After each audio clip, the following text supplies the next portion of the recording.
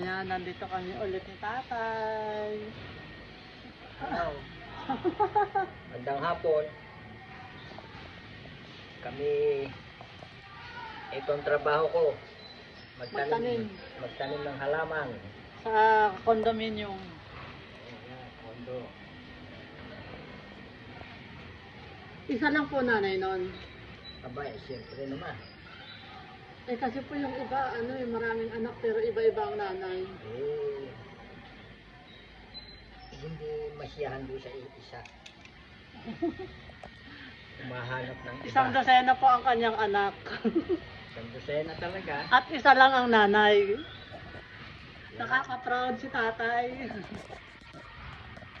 Hindi ko iniisip yung kahirapan kasi kung iisipin nun, hindi ka mabubuhay. Kasama sa buhay yan. Ang kahirapan. Yan. Hindi naman kayo kahit isang tuka, di ba? Hindi naman. Kumbaga, sapat Masarap lang. naman ang kinakain niyo. Hindi ka maniniwala eh. Pag may nagtanong sa amin kung ano ang ulam namin, aba, ay marami. Adobo, prito, tsaka paksiw. Kaya lang, pritong mantika, pinaksiw na suka, adobong toyo. Yan. Yan ang aming ulam.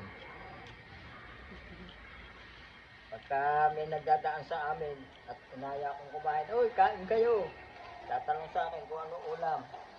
Adobo. Nakapaksiw. Hindi na nila tatanungin kung anong paksiw at kung anong adobo. Hindi nila alam, toyo at saka suka.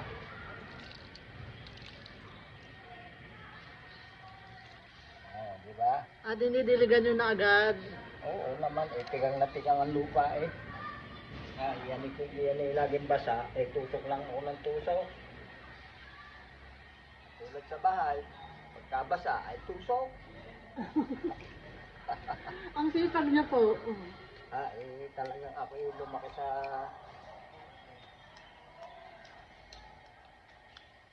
saka ay talagang yun sabi ko nga kung hindi ako magsasaka, hindi kami kakain.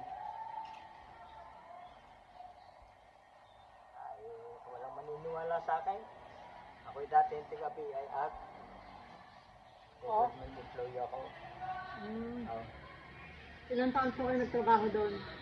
Pagdating lang ng 3 taon, mayaw na ako. Hindi ko kaya eh. Gusto ko kako yung pinaghirapan ko pakakain ko sa pamilya ko hindi ko pinaghirapan eh. Pakakain ko sa pamilya ko ay ayoko. Sabi ko sa'yo eh. Minumura ako ng mga kasama ko. Bakit? Taknaan niya. Pagkakataon nyo na. Kayo, baka ako ang prinsipo ko.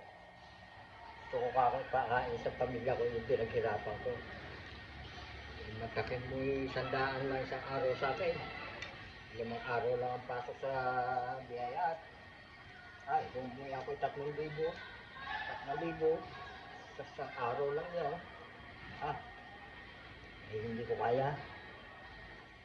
Hindi ko pinaghirapan eh. Yung sweldo, okay, 100. Pero pag uuwi kay 100,000 piso hindi 100 pesos per day. per day. Anong araw? Ano ba? 19, kay Ramos. Kay Ramos. Mayo. Kasi nung panahon na yan, malaking halaga na yung 100 pesos per day. Oo Kasi magkano ang minimum wage nun? Ang minimum wage na dito 12 pesos? 12 pesos. Ang laki ng diferensya. Diba? 12 pesos compared to 100 pesos per day. Ito, umuwi ako 4,000. 3,000 sa araw. Kasi pagbukas ng lamesa ko sobre na eh. Ang gawa ko lang naman dito ka-pirma. Ipirma lang ako. Yun. Sabi ko hindi ko kaya. Hindi ko kayang tanggapin. Kahit na Yun ay hindi ko hinihingi. Eh, yun daw ang patakaran. At ako hindi. Hindi naman ang patakaran sa akin. Iba prinsipyo ko sa buhay. Mm. Ayoko ng ganun. Pahiga po, no? Lalabog yan. Yan, katulad niya, malabog na. Oo Patong-patong nga, na siya. malago na. Lagi-lagi po ba dito nagpupunta yung may-ari? Hindi naman. Natsempuhan lang. Natsempuhan lang na ako nasa bahay. Tinawag ako. Bakit na nga pabayaan to? Hindi naman ako makapagpatira. Gawa ng diyan pa ako nakatira. Baka sumbat sa akin yung unit. Ako sinusumbat sa akin. Ang halaga ron may 2 milyon. Ay, kung isumbat ulit sa akin kung ako yung mga pera. Ba? Sige lang, kahit ano sabihin. Kala ko namang tanggapin yung mga sinasabi kahit masasakit. Pagkara naman yun hihingi ng sorry sa akin. Oh, isa ka na, nakagalitan kita. Alam mo na yung mga kasamahan mo. Maganda tong halaman na to, kawayan. Oo. Bibili yan eh, mahal yan eh. Ano pong tawag dito? Nalimutan ko eh. Ang tawag dyan. Pero tinatawag lang namin kawayan.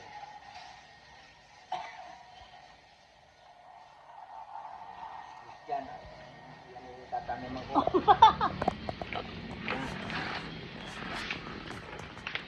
Ano? Dami ng tanim ni tatay. Oh. Kayo nagtanim lahat yan? Oo, makalawa. Ipintiyo yan eh. Kaya nakita na may-ari. Mga ganyan lang po, pero yung mga puno hindi. Oo.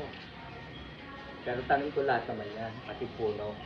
Yung malalaki na yan, tanim ko yan. Pati mga puno? Oo, nung araw. Dito ako nakatira eh. Kaya hanap buhay ko nung araw. Mangga. Manggahan to kung tawagin. Ah, ito. Eh, ginawang kondo, wala na yung manggahan. El Pueblo na.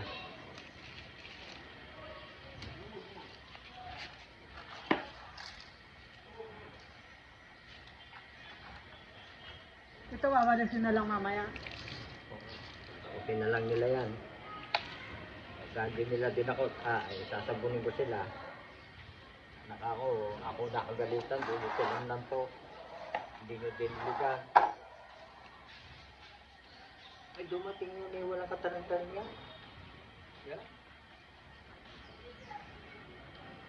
Tigang na tigang ang lupa. Eh, saan niyo po kinukuha yung mga pananim? Doon sa aking lugar doon, may maganda halaman ko doon eh. Ah,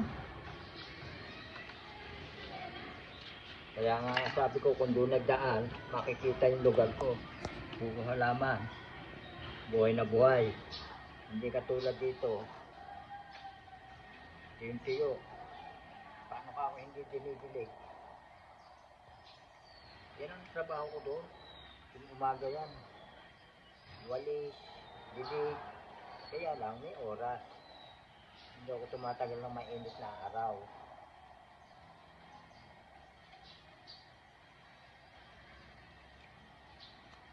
alam niya pa tayo na paluha ako kanina sa tuwa.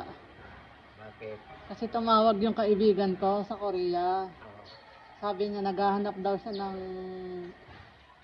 ng marunong mag-Korean na salita kasi yung sadyang niya nangangailangan.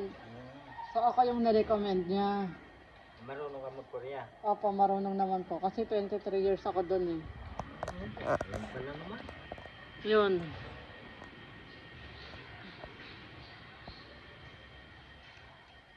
Mabait talaga si Lord. Oo. Dininig na ang aking panalangin. Saan ka sa Korea? Saan ka nakarating?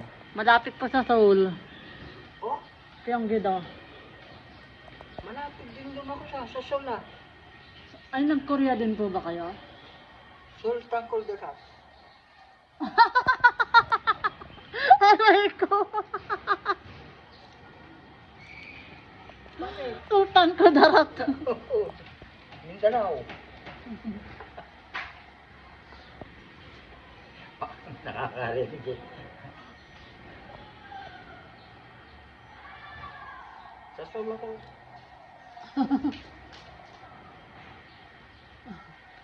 I live in North.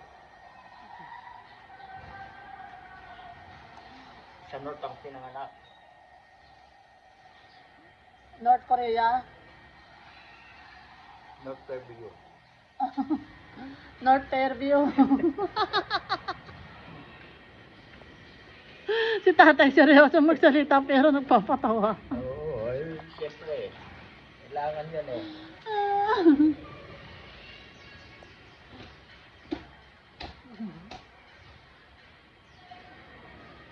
Samar, madalas ako sa Samar.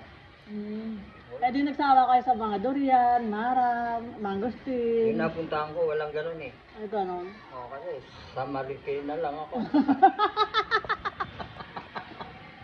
Aray ko. Marikina, Marulas. Ayun lang.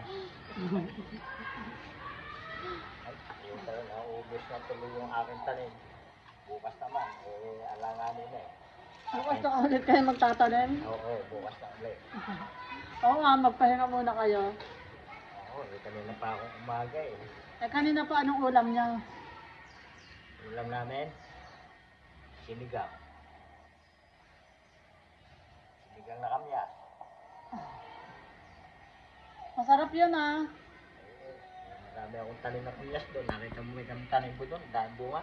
Ay ako dito sa may ano. May gilid ng kalsada. Doon Oo. sa mismo sa amin doon. 2 puno yung tanim ko eh. Tsaka dyan sa Peswa. Alam niyo po yung kamyas na yon, pinapatuyo yun and then pinapadala sa South Korea. Eh di, masarap siya ilagay sa ulam. Maraming ano yan, maraming luto yung maraming yung gawain sa kanya. Oo, marami mong luto. Katulad ng, Yung minatamis niya, kung matitikman mo, naku. oh masarap pa. Oo. Yung minatamis na kamyas. Oo. Minatamis na bayabas. Kung matitikman mo yun, ako, napakasarap. Talaga po. Oo. Kaya lang, kailangan marunong pa ang gumawa nun. Kaya alam naman tayo mga Pilipino, mapag-invento talagang naman. Pag natikman mo, napakasarap. Ako, minsan nasa sampal ko ang misis ko, sa sarap. Sampal ng halik, hindi kamay.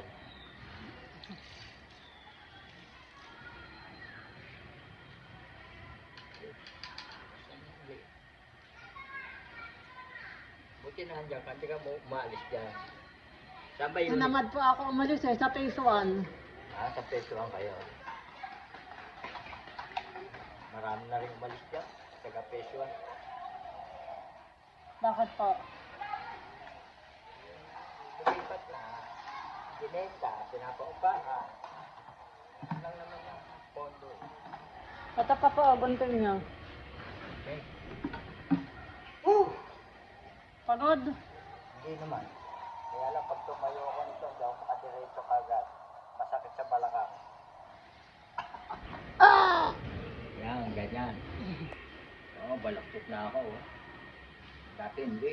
Maliksik. Wala na eh, nagkaedad na eh. Healthy pa rin si tatay oh. Maganda pang isang negosyo, yung ano, Sandali, sandali.